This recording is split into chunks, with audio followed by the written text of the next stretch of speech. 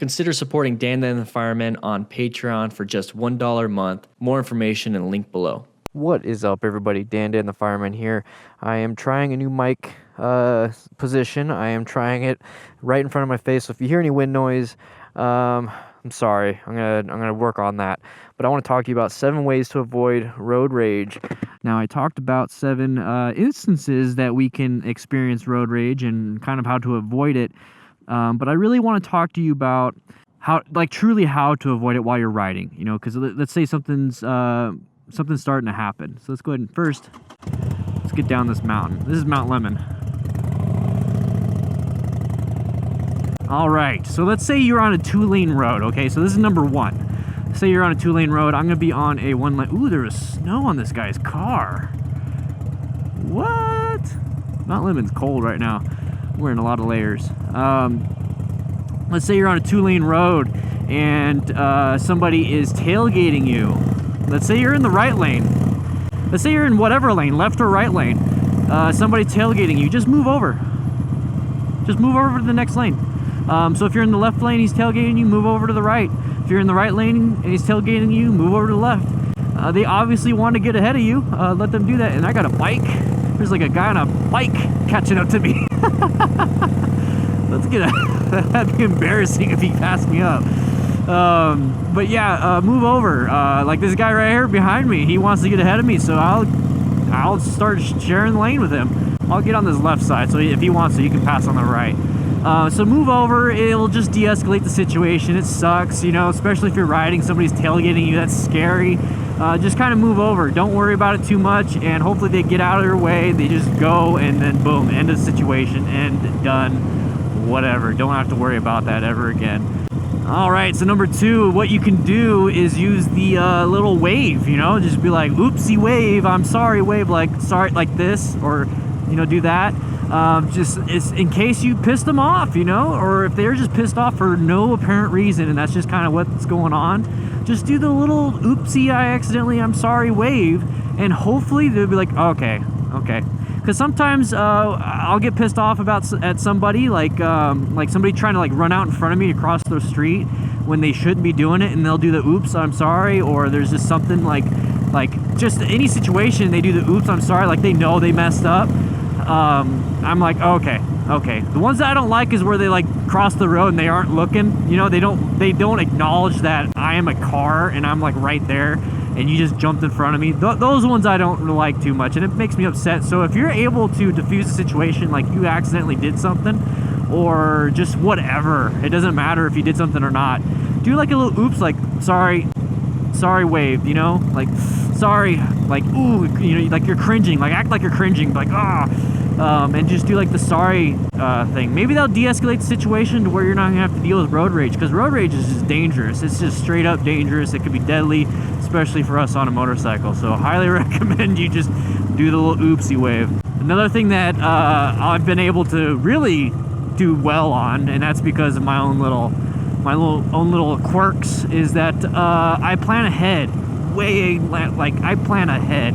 I allow a lot of time for my drive or my ride to get wherever I need to go, so I don't have to rush. And once you start rushing, once you're like running late, you start getting stress and anxiety levels. You're gonna start experiencing your own road rage, and you're also gonna be causing other people to get road rage. So like you cut somebody off accidentally or on purposely because you just need to get over. Now you probably pissed somebody off, and now there's this whole cycle of road rage. You know, he's getting mad, does something to you, you get mad at that, you do something to him, and it just goes and goes and goes and goes. So if you plan ahead and just allow yourself to have 15-20 minutes early, like you get there 15-20 minutes early, if that gets eaten up by traffic, it's not that big of a deal. But if you plan to get there like right on time and you left to get there right on time and there's 10 minutes of extra traffic and you're running late, that's going to cause you stress and anxiety. So just plan ahead, get there early, especially on a bike. If you live in California, anywhere that allows lane splitting, lane filtering, that definitely helps. So practice doing that. That might help you out. So let's say you're just driving and you're going back and forth and you accidentally cut somebody off. So you're riding. We're talking about riding. We're motorcyclists. You do something to cut someone off, or let's say you are doing wheelies. I think they're cool. I think wheelies are cool, but you just pissed somebody off because you're doing a wheelie. Like they're off to the lane next to you, do a wheelie, they think that you have a possibility of crashing and hitting their car, and now they're pissed. You know, now they're like gonna start doing some road rage stuff to you. Now they're gonna like creep into your lane and honk at you and just be an asshole to you because you did a wheelie. You're having fun, you're enjoying yourself. Well, consider whether or not that is the best thing for you to do. You know, to continue to do wheelies, to continue to do speed, and then like meet up at the light because you get caught by the light, but you're speeding anyways and they're not. Consider whether that is causing them to act negatively to you. And if it is, then stop. Just stop. Another thing that I like to do when I'm not making motovlogs, because I can't, because I kind of have to hear what I'm trying to say, I have it hooked up to my Tascam and everything, is to listen to music that you enjoy. That will definitely make it so that your riding is more, depending on the music. You know, if you listen to crazy, you know, hardcore music, just like when you're working out, you'll actually perform in more of that type of way. But if you listen to relaxing music and you're just enjoying yourself, it'll prevent you from experiencing road rage, and it will actually help you ride more cautiously and defensively. At least that's what I found with me. So listen to some music that you like. You can either use headphones or use a S.M.A.R.T Bluetooth speaker system or a different type of Bluetooth speaker system. I personally, on my other helmet, I haven't put it on this helmet yet, is that I have a S.M.A.R.T Bluetooth S.M.A.R.T 10R, and then I have the S.M.A.R.T 10R headphone adapter, so I don't have to use speakers. I can just plug in my headphones to the adapter, and that way it's just a lot easier. I don't get the wind noise, and it's just I can hear it better. And now I have Bluetooth, so I can mess with it and adjust it with the Bluetooth, so that's really nice to have. But yeah, listen to some nice relaxing music and just kind of chill out, you know, just relax, enjoy the ride. If you just go and enjoy the ride, I think you'll be good. I know our horns are not the strongest, but still use them sparingly. Don't use them all the time. You're actually not supposed to use your horn unless it's for like a dire emergency situation. Like if somebody's pulling out in front of you, that's when you can use the horn. You're not supposed to use the horn to grab somebody's attention because, you know, they're going slow. Or, I mean, that could cause an accident because someone's going slow. But you're not supposed to use it to like grab someone's attention. Like somebody's like right next to you and they're doing the speed limit, they're not doing anything illegal, but you decided to use your horn to get to them. That might piss them off, you know. You just being a turd about using your horn. Just use it only when you absolutely have to. And in most cases on a motorcycle, it's just best to swerve out of the way if like you're using it in an emergency situation.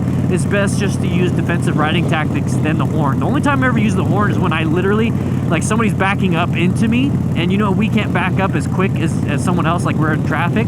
So I'll use my horn then, but I always try to give myself an escape route and be defensive in that way so that I never really have to be put in that situation. So don't use it to piss someone off. Don't use it to communicate with somebody else unless it's an emergent situation. Last one, guys, avoid eye contact with angry drivers and give them plenty of room. They are throwing a temper tantrum. Don't look at them in the eyes. They're like, you know, animals at that point. They're thinking with emotion, not logically.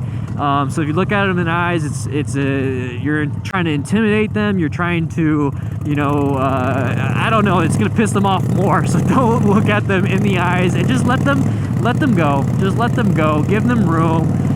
Take off in front of them if they're behind you, or if they're off to the side. Either just, you know, just decelerate and let them go. Just let them go. Give them plenty of room. Let them chill out. Let them cool off. That way you can avoid getting sideswiped or getting hit.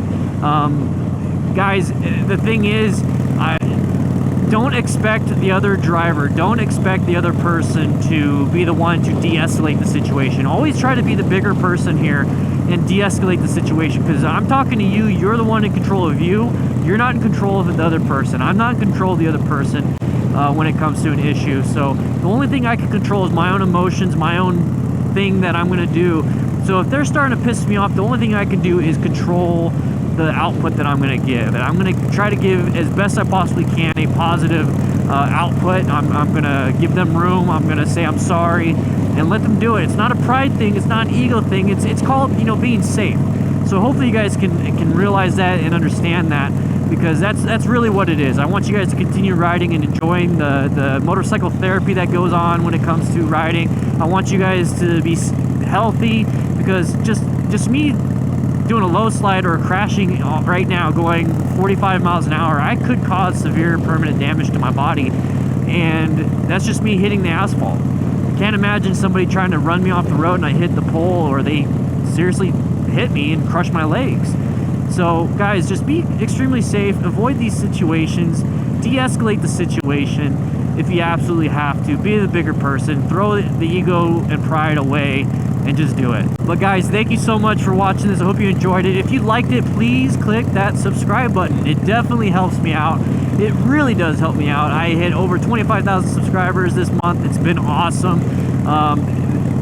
I can't thank you guys enough. It is amazing, especially my patrons from my Patreon. Thank you so much, guys. Thank you, Connor. Thank you, Cecil, and thank you, Robert, so much. $20 supporters. And if I missed any of you guys, your name will be in the description.